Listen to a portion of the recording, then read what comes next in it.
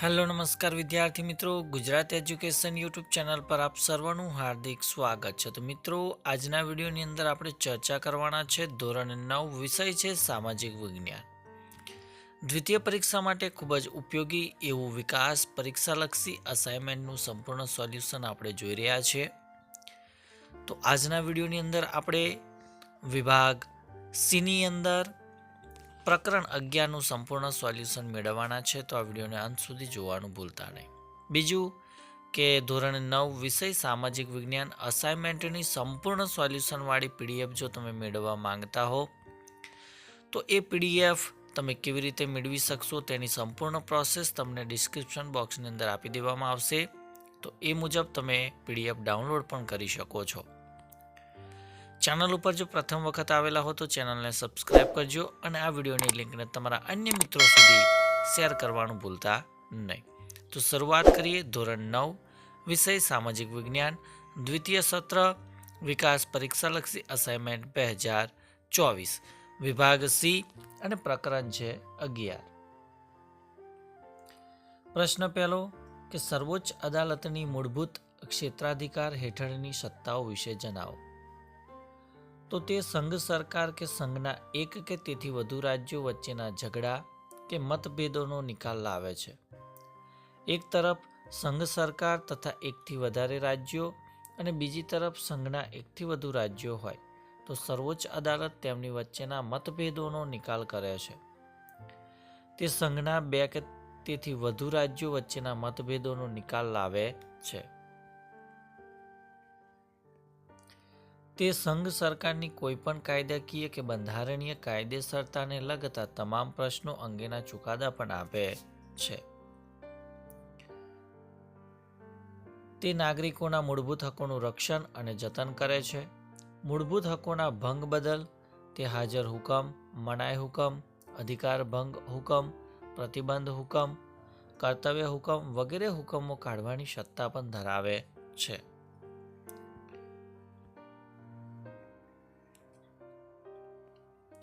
સર્વોચ્ચ અદાલતના ચુકાદા આખરી હોય છે અને તેને અન્યત્ર પડકારી શકાતા નથી, તે બધા માટે શિરોમાન્ય હોય છે।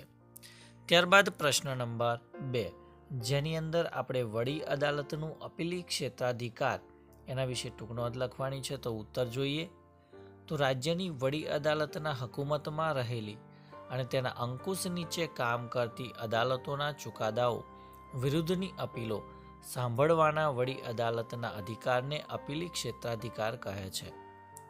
વડી અદાલત તેના તાબાની અદાલતો કે ટ્રિબ્યુનલોના ચુકાદા વિરુદ્ધની અપીલો સાંભળે છે। જિલ્લાની ફોજદારી અદાલત એટલે કે સેશન્સ કોર્ટના ન્યાયાધીશે આરોપીને તેના ગુના માટે 4 વર્ષ કરતાં વધારે વર્ષની સજા કરી હોય એવા ચુકાદા વિરુદ્ધ પક્ષકાર વડી અદાલતમાં અપીલ કરી શકે છે।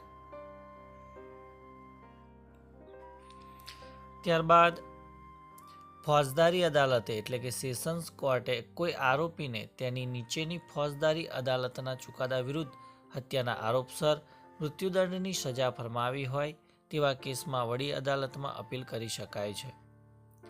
ટ્રિબ્યુનલના ચુકાદાથી નારાજ થયેલ પક્ષકારો વડી અદાલતમાં અપીલ કરીને ન્યાય મેળવી શકે છે। પોતાના તાબા હેઠળની કોઈ અદાલતમાં નિકાલ થયા વિના પડી રહેલા કેસમાં બંધારણના અર્થઘટન સંબંધી પ્રશ્નો રહેલા છે એમ વડી અદાલતને જણાય ત્યારે તે કેસને પોતાની અદાલતમાં તબદીલ એટલે કે ટ્રાન્સફર કરીને તેનો નિકાલ કરી શકે છે। ત્યારબાદ પ્રશ્ન નંબર 3 કે નઝીરી અદાલત વિશે ટૂંક નોંધ લખવાની છે। તો ઉત્તર જોઈએ તો જે અદાલતના ચુકાદાની નોંધ એટલે કે રેકોર્ડ્સ પુરાવાનું મૂલ્ય ધરાવે છે અને જ્યારે તે રજૂ કરવામાં આવે ત્યારે તેને કાયદેસરતા સામે કોઈ વાંધો લઈ શકાતો નથી, તેને નઝીરી અદાલત એટલે કે કોર્ટ ઓફ રેકોર્ડ કહેવામાં આવે છે।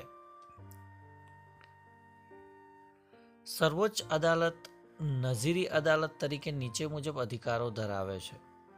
જુદી જુદી અદાલતોએ આપેલા ચુકાદાઓ, કાયદાના અર્થઘટનો, સ્વીકારવામાં આવેલી પ્રણાલિકાઓ વગેરેને સર્વોચ્ચ અદાલત દસ્તાવેજો સ્વરૂપે સાચવે છે। એ ચુકાદાઓને નમૂનારૂપ ગણી બીજી અદાલતો તેમને આધારે ચુકાદા આપે છે. સર્વોચ્ચ અદાલતના નિર્ણયો અને ચુકાદાઓ આખરી ગણાય છે. તેમની વિરુદ્ધ અપીલ થઈ શકતી નથી.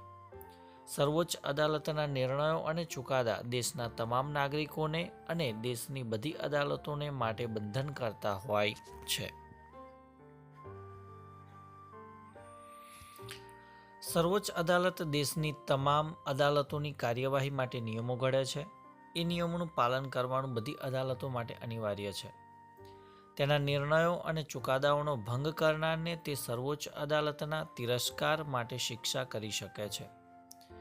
સર્વોચ્ચ અદાલત દરેક પ્રકારના કેસમાં આપેલા પોતાના ચુકાદાની નોંધ રાખે છે અને પ્રકાશિત પણ કરે છે. ત્યારબાદ પ્રશ્ન નંબર 4, જેની અંદર ન્યાયતંત્રની સ્વતંત્રતા વિશે ટૂંક નોંધ લખવાની છે. તો જોઈએ, દેશના કારોબારી તંત્રની લાગવગ, શેષરમ, લાલચ કે દબાણમાં આવ્યા વિના ન્યાયાધીશો નિષ્પક્ષ, તટસ્થ, પ્રામાણિકપણે અને નિર્ભય રીતે ન્યાય આપી શકે, પોતાની ફરજો બજાવી શકે તેમજ લોકોને સાચો, પારદર્શી અને ઝડપી ન્યાય આપી શકે તે માટે ન્યાયતંત્રને કારોબારીથી સ્વતંત્ર રાખવામાં આવ્યું છે.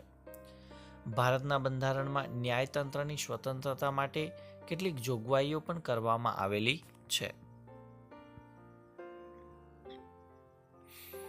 અલબત્ત કારોબારી તંત્ર દ્વારા નિયત કરવામાં આવેલા લાયકાતના ધોરણોને આધારે તેમજ સુસ્થાપિત વિધિ મુજબ બંધારણીય જોગવાઈઓને આધીન રહીને ન્યાયાધીશોની નિમણૂક કરવામાં આવે છે, પરંતુ કારોબારી તંત્ર તેમને હોદ્દા પરથી દૂર કરી શકતું નથી. ન્યાયાધીશો 65 વર્ષની ઉંમર સુધી પોતાના હોદ્દા પર રહી શકે છે. તેમના પગાર ભથ્થા, નોકરીની શરતો, બઢતી, બદલી, નિવૃત્તિના લાભો, પેન્શન ફંડ વગેરે બાબતોમાં કોઈ ફેરફાર થઈ શકતો નથી. ન્યાયાધીશોની ફરજ દરમિયાન તેમના વર્તન અંગે સંઘની સંસદમાં કે રાજ્યની વિધાનસભામાં ચર્ચા કે ટીકાત્મક સમીક્ષા થઈ શકતી નથી.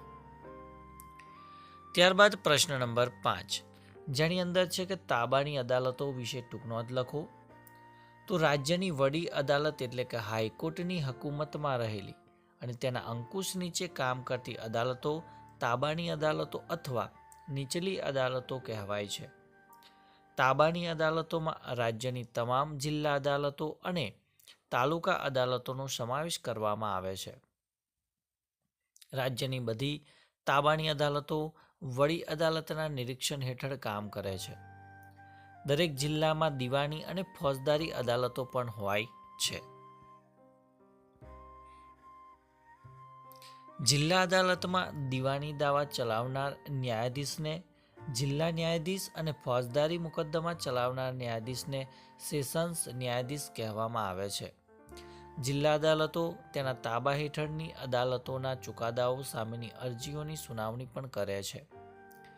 દરેક જિલ્લાની દીવાની અદાલતોમાં 1 લાખ રૂપિયા સુધીના દાવાઓ તેમજ સરકારે કરેલા કે સરકાર સામેના કેસો ચલાવવાની સત્તા છે. આ કોર્ટોના સિવિલ જજ લગ્ન, છૂટાછેડા, ભરણ પોષણ, જમીન સંપાદનને લગતા કે વળતરને લગતા દાવાઓ અને વાલીપણાને લગતા કેસો ચલાવવાની સત્તા ધરાવે છે. ફોજદારી અદાલતોમાં સેશન્સ કોર્ટ અને તેની હકુમત નીચે પ્રથમ વર્ગના ન્યાયાધીશ અને દ્વિતીય વર્ગના ન્યાયાધીશની અદાલતો, મામલતદાર અને એક્ઝિક્યુટિવ મેજિસ્ટ્રેટ કોર્ટ હોય છે. આ અદાલતોમાં 3 વર્ષથી માંડીને 10 વર્ષ સુધીની કેદની સજા અને 5,000 કે તેથી વધુ રકમ સુધીના દંડની તથા હત્યાના કેસમાં મૃત્યુદંડ, ફાંસીની કે જન્મ ટીપની આજીવન કારાવાસ જેવી સજાઓ કરવાની સત્તા ધરાવે છે. આ ઉપરાંત તાબાની અદાલતોમાં fast track court, POTA court, small cause court, family court, labour court, ટ્રિબ્યુનલો એટલે કે ખાસ અદાલતો પણ જોવા મળે છે. ત્યારબાદ છઠ્ઠો પ્રશ્ન છે, જેની અંદર આપણે લોક અદાલતો અને જાહેર હિતના દાવા વિશે ટૂંક નોંધ લખવાની છે. તો શરૂઆતની અંદર આપણે વાત કરીએ લોક અદાલતો વિશે. તો સ્થાનિક કક્ષાએ સમાજના ગરીબ અને શોષિત લોકોને સરળ રીતે ઝડપી અને સસ્તો ન્યાય મળે એ હેતુથી લોક અદાલતોનું આયોજન કરવામાં આવ્યું છે. લોક અદાલતોના પક્ષકારો માટે અમદાવાદમાં કાનૂની સેવા સત્તામંડળ નામની સંસ્થા મફત કાનૂની સહાય અને માર્ગદર્શન કેન્દ્ર તરીકે કામ કરે છે. લોક અદાલત રવિવાર કે રજાના દિવસે બંને પક્ષકારોની સંમતિથી જિલ્લા મથકે અથવા તાલુકા મથકે યોજવામાં આવે છે. લોક અદાલતોની કામગીરી સ્વૈચ્છિક હોય છે. લોક અદાલતોમાં મુખ્યત્વે મોટર વાહન અકસ્માત અને વળતર, લગ્ન વિચ્છેદ, ભરણપોષણ, સામાન્ય લેણા, ખાનગી ફરિયાદો, પોલીસ ફરિયાદો વગેરે બાબતો અંગેના વિવાદો ઉકેલવામાં આવે છે. લોક અદાલતોમાં વકીલોને સ્થાન હોતું નથી, પરંતુ સમાધાનની પ્રક્રિયામાં પ્રતિષ્ઠિત નાગરિકો, સામાજિક કાર્યકરો, કેળવણીકારો, પોલીસ અધિકારીઓ, વીમા કંપનીના અધિકારીઓ, નિવૃત્ત ન્યાયાધીશ કે ન્યાયિક અધિકારીઓ વગેરે ઉપસ્થિત રહે છે. લોક અદાલતોમાં સ્થળ પર જ બંને પક્ષો વચ્ચે શાંતિથી કાયમી સમાધાન કરવામાં આવે છે. અહીં બંને પક્ષોનું હિત અને માન જળવાય છે. બંને પક્ષોમાંથી કોઈની જીત કે હાર હોતી નથી. વર્ષોથી વિલંબમાં પડેલા કેસોનો ઝડપી અને બિનખર્ચાળ નિકાલ પણ થાય છે. વળી લોક અદાલતોના ચુકાદાઓને કાનૂની પીઠબળ પણ પૂરું પાડવામાં આવ્યું છે. આથી જ લોક અદાલતો લોકોમાં આકર્ષણનું કેન્દ્ર બની ગઈ છે. ત્યારબાદ આપણે વાત કરવાના છે જાહેર હિતના દાવાઓ. તો જાહેર હિતની અરજીઓ વડી અદાલત અને સર્વોચ્ચ અદાલતમાં કરી શકાય છે. બંને અદાલતો જાહેર હિતના દાવાને માત્ર પોસ્ટકાર્ડ કે સામાન્ય પત્ર દ્વારા થયેલી ફરિયાદની અરજી તરીકે સ્વીકારે છે અને સંબંધિતોને તે અંગે જરૂરી આદેશો પણ આપે છે. તો વિદ્યાર્થી મિત્રો, આ વિડીયોની અંદર આપણે જોયું ધોરણ 9 વિષય સામાજિક વિજ્ઞાનની અંદર દ્વિતીય પરીક્ષા આધારિત વિકાસ પરીક્ષાલક્ષી અસાઇનમેન્ટ 2024માંથી આપણે ઘણા બધા પ્રશ્નોનું સોલ્યુશન પણ આપવાનો પ્રયત્ન કર્યો અને દરેક વિભાગના જે સોલ્યુશનવાળા વિડીયો છે એ વિડીયો પણ આપણી ચેનલની અંદર મૂકી દેવામાં આવેલા છે. તો તમે એ વિડીયોનો પણ ઉપયોગ કરી શકો છો દરેક પ્રશ્નના સોલ્યુશન માટે. તો ચોક્કસથી વિડીયો ગમ્યો હશે તો વિડીયોને લાઇક કરજો, શેર કરજો અને ચેનલ પર જો પ્રથમ વખત આવેલા હો તો ચેનલને સબસ્ક્રાઈબ કરી બાજુમાં આપેલ બેલને પ્રેસ કરી દેજો. તો નવા વિડીયોની અંદર બાકીના પ્રશ્નો સાથે મળીશું. ત્યાં સુધી જય હિન્દ, જય ભારત.